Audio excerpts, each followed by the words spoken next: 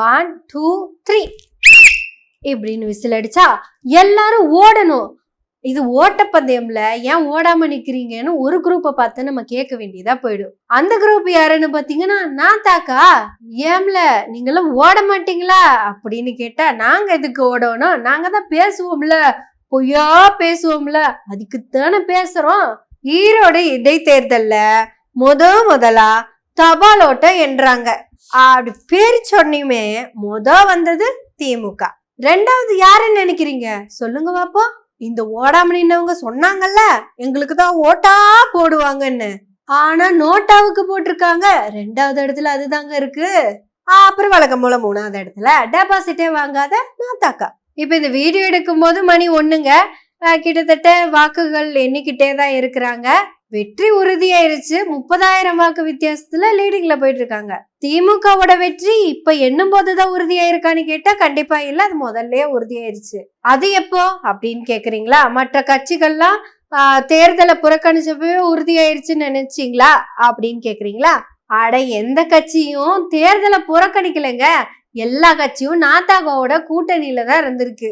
அப்படி தேர்தலை புறக்கணிச்ச கட்சிகள் யாருமே ஓட்டு போடாதீங்கன்னு சொல்லல. 70% ஓட்டு வந்திருக்குல்ல. என்ன இத்தனை கட்சிகளோட கூட்டணியோட டெபாசிட் முதலா வாங்குவாங்கன்னு நினைக்கிறேன். இனி நாத்தாக்கா தைரியமா சொல்லலாம், ஈரோட்ல ஓட்டு வாங்கி நாங்க கட்டின காசை திருப்பி வாங்கிட்டோம்னு. ஒருவேளை மத்த கட்சிகளும் தேர்தல்ல நின்று இருந்தாங்கன்னா கட்டின காசு இல்ல, டீ குடிச்ச காசு கூட திருப்பி கிடைச்சிருக்காது. ஆனாலும் இந்த சீதாலட்சுமி பேசுற பேச்ச கேட்டோன்னு வைங்களேன், ஆட சொன்னா நம்ப மாட்டீங்க, நான் ஜெயிச்சு சட்டமன்றத்துக்குள்ள போய் தமிழ்நாட்டுல இருக்க டாஸ்மாக் எல்லாம் மூடுவேன் அப்படின்னு சொல்லுச்சு. இங்க ஈரோட்ல இருக்கிற தனியார் பள்ளிகளை எல்லாம் மூடி அங்க இருக்கிற அரசு பள்ளிகள்ல எல்லா குழந்தைங்களையும் கொண்டு போய் சேர்த்துருவேன். முதல்ல நான் அரசு பள்ளியில கொண்டு போய் சேர்க்க போறது மெட்ராஸ் சிலபஸ்ல படிக்கல அந்த 2 பாடிகளை தான். தமிழ்னு உயிர் மூச்சு அப்படின்லாம் பேசிட்டு சுத்துவான். ஆனா தன்னோட குழந்தைங்களை தமிழ்ல படிக்க விட மாட்டான். அதனால அவன் பிள்ளைகளை கூட்டிட்டு வந்துதான் இங்க தமிழ் மீடியத்துல நான் சேர்த்துவேன் அப்படின்னு எல்லாம் சொன்னாங்க. இந்த ஓட்டு வாங்கறதுக்கு வேண்டி எலெக்ஷன் கேம்பெயின்ல எல்லாம் சில பல வேலைகள் செய்வாங்க இந்த கட்சிக்காரங்க. ஆனா நம்ம சில்லற பைய சீமான் பண்ண வேலை என்னன்னு தெரியுமா? ஈரோட்ல இருக்க ஒட்டுமொத்த இந்து மக்களோட ஓட்டை வாங்கறதுக்காக எங்க பெரியாரு சாமி இல்லைன்னு சொல்லிட்டாருங்க அப்படின்னு புதுசா ஒரு விஷயத்த கண்டுபிடிச்சு சொன்னாரு. ஈரோட்ல இருக்க பெண்களோட வாக்குகளை எல்லாம் வாங்கறதுக்கு வேண்டி பெரியார் பெண்களோட கர்ப்பப்பையெல்லாம் எடுத்து வீசுங்கன்னு சொல்லிட்டாரு அப்படின்னு புதுசா கண்டுபிடிச்சு சொன்னாரு. அதுக்கப்புறம் தான் ஒரு புது விஷயத்த சொன்னாரு. ஈரோட்ல இருக்க ஆண்களோட ஓட்டு வாங்குறதுக்கே ஆண்களுக்கு சந்தோஷம் வேணும்னா உறவு முறையெல்லாம் பார்க்காம வரைமுறை இல்லாம என்ன வேணா பண்ணலாம்னு சொல்லிட்டாங்களாம் அப்படின்னு பெரியார் சொன்னாருன்னு சொன்னதும் ஆண்கள் எல்லாம் அண்ணாத்தைக்கு ஓட்டு போட்டுருவாருன்னு நினைச்சிட்டாரு. அப்புறம் ஈரோட்ல கிறிஸ்தவர்களோட ஓட்டை வாங்கறதுக்காக அங்க போய் ஸ்தோத்திரம் நாங்கள் நிகண்டாளானே பிதா சுதன் பரிசுத்த ஆவியினாலே ஆமீன் அப்படின்னு சொல்லி ஓட்டு கேட்டா. அப்படியா அடுத்தது மசூதிகளுக்கு போய் பிஸ்மில்லாஹி ரஹ்மானி ரஹீம் அல்ஹம்துலில்லாஹி ரப்பில் ஆலமீன் அப்படின்னு சொல்லி ஓட்டு கேட்டாரு. இப்படி தனித்தனியா போய் ஓட்டு கேட்டா விழுகுமான தெரியல. அந்த ட்ரைய முடிச்சாச்சு. அதனால சாமி இல்லைன்னு சொன்னவரையே போட்டு தாக்கிடலாம் அப்படின்னு அடுத்த பிளானுக்கு வந்துட்டாரு. எல்லாரும் அவங்கவுங்க சர்ச்சுக்கு போயிட்டு கோவிலுக்கு போயிட்டு மசூதிக்கு போயிட்டு நேர பெரியார் சிலைக்கு முன்னாடி வந்து நின்னு தொட்டு கும்பிட்டு வச்சாங்க பாருங்க ஒரு ஓட்டு. சீமானுக்கு வச்ச நோட்டாதான் ஜாச்சி. பேசுறாரே பேசு, இப்ப பேச வாழ்வாளுன்னு கத்திக்கிட்டே கிடந்த ஒரு 10-15 நாளா என் முப்பாட்ட என் கிப்பாட்ட என் கீப்பாட்ட அவரு பிள்ளை என் தொல்லை அப்படி இப்படின்னு மாத்தி கதறிக்கிட்டு இருந்த. நாம் தமிழர்னு கத்திக்கிட்டு இருந்த. என்னதான் ஆச்சு? உண்மையா நீ தமிழன் தானா? அத சொல்ல. இவங்க தோக்கறதுல ஆச்சரியப்படுறதுக்கெல்லாம் ஒண்ணும் இல்லைங்க. அட இவன் லட்சியம் சீதா லட்சுமி சட்டமன்றத்துக்கு போறது கிடையாது. இவன் வீட்டுக்கு லட்சுமி வந்து சேர்ந்தா போதும். அதுதான் ஆல்ரெடி வந்து குமிஞ்சுக்கிட்டே இருக்கியே.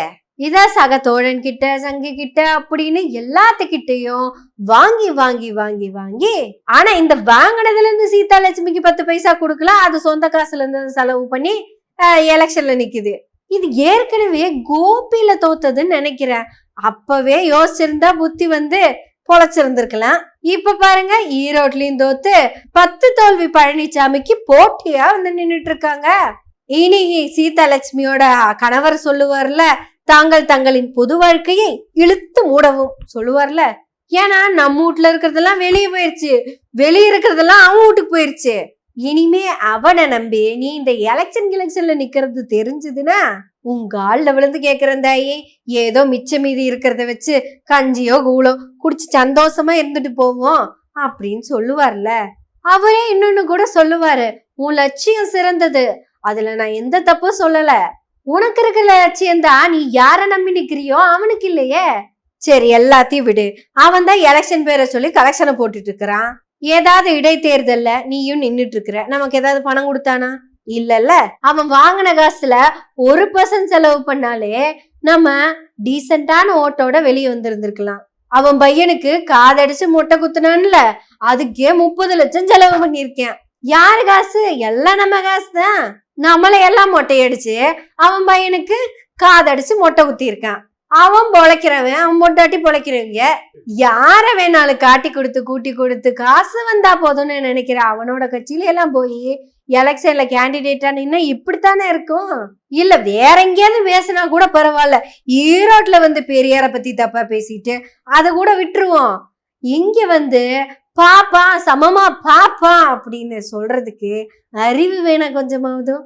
அன்னைக்கே உட்கார்ந்துட்டு இருந்த ஒரு தம்பியும் கைதாட்டுல எங்கேயோ ஒரு முக்குல லைட்டா கத்தன ஒரே ஒருத்தன், அது கூட எவனோ உங்களை மாதிரி ஆளை தட்டின மாதிரிதான் இருந்தது. உங்களுக்காவது அறிவு வேணாமாக்கா? இந்த நோட்டா கூடயே போட்டி போட்டு ஜெயிக்க முடியல, நமக்கு போய் எதுக்கு இந்த வேலை? சரி இதோட சீமான் அடங்கிடுவாரு அப்படின்னு நம்புறீங்களா? வாய்ப்பில்ல ராஜா, வாய்ப்பில்ல.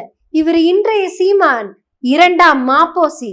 இது நாம் தமிழர் கட்சி இல்ல, இது ஜாதி கட்சியா உருவெடுத்து ரொம்ப காலமாச்சு. சரி என்னதான் இருந்தாலும் நம்ம சீமானுக்கு ஒரு வார்த்தை சொல்லிடுவோம், அடுத்த தடவையாச்சு நோட்டாவை ஜெயிக்க சொல்லி. சீதாலட்சுமி மனம் தளர்ந்து விடாதீங்க. காளியம்மாக்கா ஆரம்பிக்கிற கட்சியிலயோ இல்ல காளியம்மாக்கா போற கட்சியிலயோ சேர்ந்து உங்களை காப்பாத்திக்குங்க. இது கூட புன்னகையோட தான் சொல்றேன், வெற்றி புன்னகையோட சொல்றேன். இது பெரியார் மண், நீங்க பெரியாரே மண்ணுன்னு சொன்னீங்க. ஆமா, அந்த மண்ணே இன்னைக்கு உங்களை மூடிருச்சே.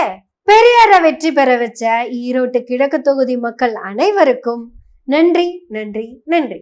புன்னகையோட மிகப்பெரிய நன்றி சொல்லிக்கிறோம். நன்றி, வணக்கம்.